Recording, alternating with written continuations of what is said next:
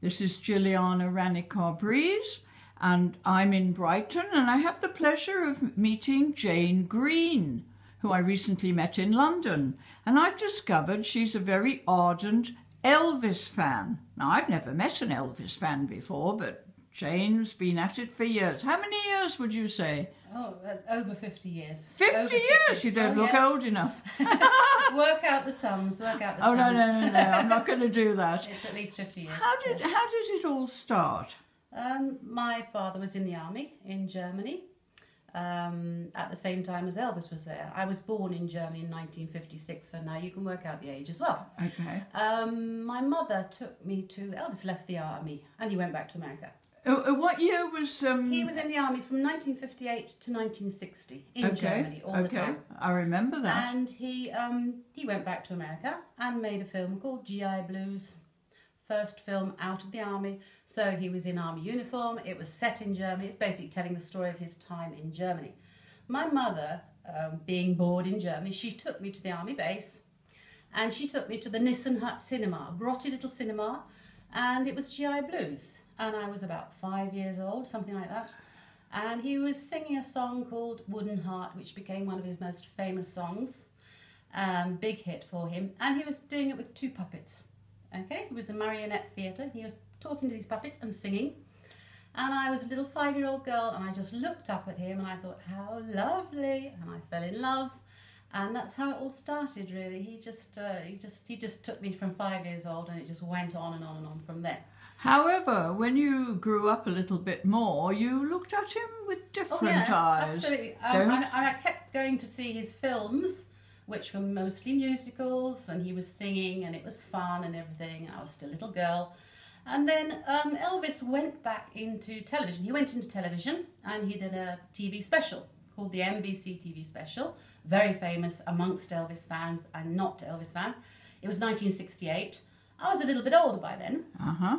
And I was about 12 or 13, something like that. You knew what little boys were made of? Well, I'd started to sort of getting an idea. So Elvis was standing there, and I hadn't seen him performing live. I'd only seen him in films.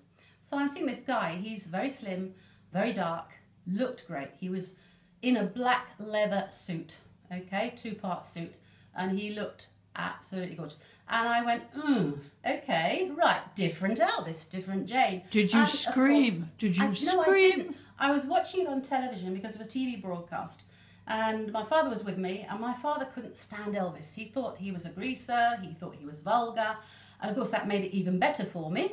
So yes, it sort of went on from there, and then Elvis went back into live performances from then on. But the 1968 TV special was a very special thing for every Elvis fan, because he looked so good, he performed, he was enjoying it, and he was really pleased to be back performing for an audience. Would you say that would be one of the photographs? This is a little bit later. This is 1970, when he started performing at Las Vegas. So 2 years after that. So that was when he went glitzy. Yeah, not yet. That came a couple of years later. He's not too glitzy there. Well, we haven't got a picture of him all in black. I do remember. We haven't got the all in black one, but he looked brilliant. And you can find pictures all over the internet of Elvis in... You just look, 68 special Elvis, and you will find as many photos. So 1968, 1968, and that was his return to live performing, and him being happy again, because actually he didn't like the movies all that much. At the beginning, he wanted to be an actor, didn't he? He wanted to be a straight actor. Elvis wanted to be James Dean. He wanted to be Marlon Brando. He loved those two films. But he memorised all their lines. Didn't let him. They wouldn't let him. They wanted him to sing, and he was in all these musicals, one after the other, churning them out, all basically the same story. Boy meets girl meets boy. They have a row, they get back together, they all sing a song, and it finishes. And that was the Elvis movie standard. That's show business, isn't it? It made a lot of money for him. Yes. He made a lot of money with the movies. Yes. He was the highest paid star in Hollywood. Yes. At the time. Now, when did he move to Graceland? He bought Graceland. This is a CD cover. Yeah. And that's Graceland, which is now obviously open to the public. Yes. He bought that. It's a living museum, with his first money when he first became famous. Yes. He wanted to buy a home for his mother because he was born in dirt poor house in Tupelo, little village. That's wrong side of the tracks. Right. Literally a 2-room shack. So this house, he was so proud to buy that for his mum. She had chickens out the back for a while, actually, because she couldn't get used to having this palatial home. Ah. And What year did he buy that? I believe it was 1956 or 57. Okay, And he moved before in. he went in the army. He moved into He moved in with his mother and his father. Right. Okay, they lived together. Yes. And that was his present to his mum in a way. Yes. And it remained his home for the rest of his life. Right. He stayed there forever. He died there also. And today it's a museum. It's a museum. Across the road also, there's a huge complex, brand new actually last year. They've just opened it with all his jumpsuits. Well, not every single one because there's too many of them. Jumpsuits, cars, motorbikes. He loved cars. He loved motorbikes. Jewellery. All his gold, silver and platinum records. They're all over the place. Right. And you say it's quite gobsmacking to go there and see all that stuff. You said he did 800 recordings. Something like that. The actual number we don't know, but it's around 800 of recordings. And of course, the general public don't tend to know many of the songs because the media plays Jailhouse Rock. It Blue plays Suede Blue Shoes. Suede Shoes. It plays all the standards, and then it's always all the same songs. And it's a shame that they don't bring out some of the songs that we don't hear very often. So some of them are just like demos, dat on dat. Well, some of the songs, he has actually recorded 800 songs, different songs. Yes, And he recorded a lot of gospel. He loved gospel songs. That's right.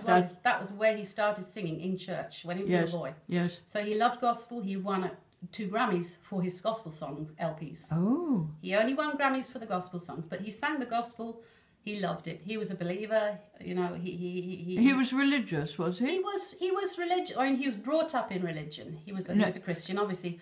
But as he grew older, he was sort of experimenting in Eastern religions. He was reading a lot about different religions. Ah. So, did he go to church? as he got older, I don't think he was able to go to church. No. But when he was younger, certainly he did. And he used to go into the black churches as well to hear the music because they sing a lot in the black churches. And he used to sneak into the black churches just to hear the music. And he was interested in black music, wasn't he? Music. Yes. And he always acknowledged And the blues. Blues, rhythm and blues, and gospel. That's his basics, and country as well. Did he write any of his music? He didn't. No, he did not. I mean, he is. His name is as the writer on some songs, but that was part of the deal with his manager. It's quite complicated. His manager would not let him sing songs. The famous Colonel Parker. Yeah. He wanted Elvis's name on the thing because then Elvis got royalties for writing as well. But actually, Elvis did not write music. He was a singer. Okay. He was a singer. He did put a little bit of input into some of the songs, some of the lyrics, but he was not a songwriter. Okay. Although he is credited on some of the early songs. But the reason is financial. Let's look at the other side. Okay, so this is a calendar, obviously. Yes, it's lovely. And you've got it in your kitchen. I have it in my kitchen. And this is the back with a lot of different pictures of, I would say that's movie Elvis. You know, these are stills from his movies, publicity shots, supposedly. Well, some of them so we're in the 60s. We're in the 60s here. Yeah. This is the 60s. This is before the jumpsuits. Before the jumpsuits. Yeah, he was not doing jumpsuits in the 60s. Yes. Okay, the jumpsuit started in 1970. After he went to Vegas. After he started back at Vegas in 1969. But he was into karate, you said. Yes, he did. He started karate while he was in the army in Germany, so in the late 50s. And he carried on karate, until he died, basically. Yeah, but the original, was it the black... That's right. The first, when he went back to Las Vegas to start performing again in 1969, his jumpsuit, he needed something he could move around in quite freely.